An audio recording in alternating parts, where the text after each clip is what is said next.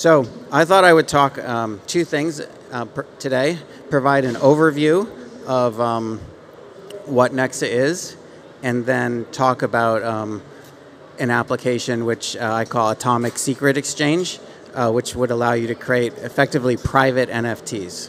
Okay, so my personal mission in creating NEXA is to have cryptocurrency for everyone every day, right? Like Bitcoin has become a digital gold. And I don't know if you recognize me, but I was a significant part in my organization, Bitcoin Unlimited, was a significant part of the fight to attempt to scale Bitcoin way back in 2017. And we didn't succeed at that. So we subsequently worked in Bitcoin Cash, and now we're creating our own cryptocurrency. And this is what I would like to see cryptocurrency actually succeed at. So that's what we're working on. So let me give you a brief overview of what NEXA is. First of all, it's a UTXO family blockchain, as in coming from the Bitcoin family, the Bitcoin world, not the Ethereum world. It's proof of work, peer-to-peer, decentralized, anonymous, permissionless, right? So it's as I tell my students, it's like a real blockchain. It's not like a buzzword chain that tries to, jump on all the, the hype. All right. 10-minute blocks is a long time. We just quickly dropped that down to 2 minutes. It has something called double spend proofs. So the end result of that is if you're a merchant and someone tries to cheat you, right? You'll get a notification on your phone or your POS device right away that someone is trying to, double spend the payment to you. And then, it's a 2-minute wait on average, before there's a confirmation. So, the performance is already a lot faster.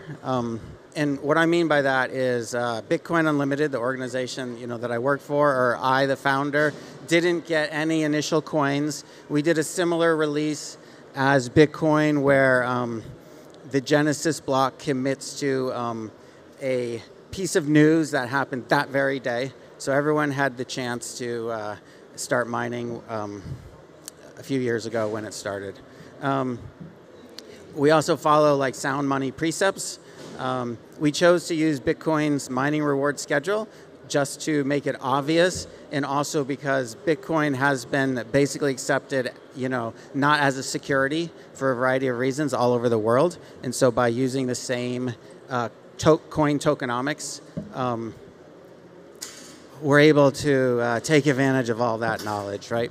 But the one difference is that one NEXA is just 100 of our finest unit, which we also call Satoshi, whereas a Bitcoin is 100 million, right? So basically, if I talk about 2 million NEXA, that would be effectively the sort of quantity equivalent of 2 Bitcoin.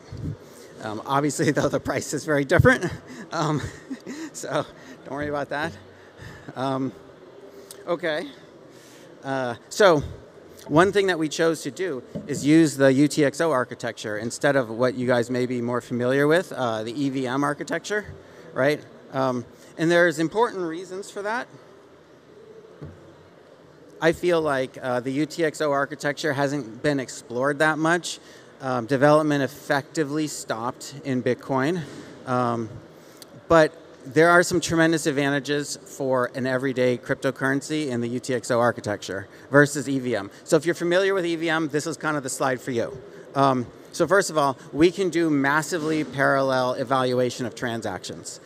We can execute the scripts in a transaction exactly once. We don't have to execute them once to see if they might work, and then again when a block comes in. And the reason why is because a transaction specifies the exact state that it's expecting the ledger to be in when the transaction is executed. And if that ledger state has changed, the transaction is invalid. And the end result of that is you have these usability and security advantages. First of all, you may have heard horror stories about MEV in Ethereum, maximal extractable value. This is where a miner will front run your trade or something like that to extract money from you. You can't do that in NEXA because a transaction relies on specific UTXO state, and if you front run that, the state simply changes, the transaction is invalid.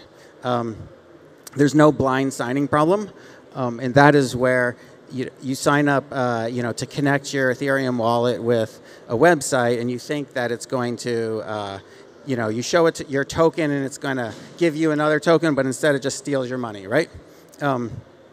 So because a transaction specifies exactly how it's going to change the ledger, not in a programmatic way, but just in a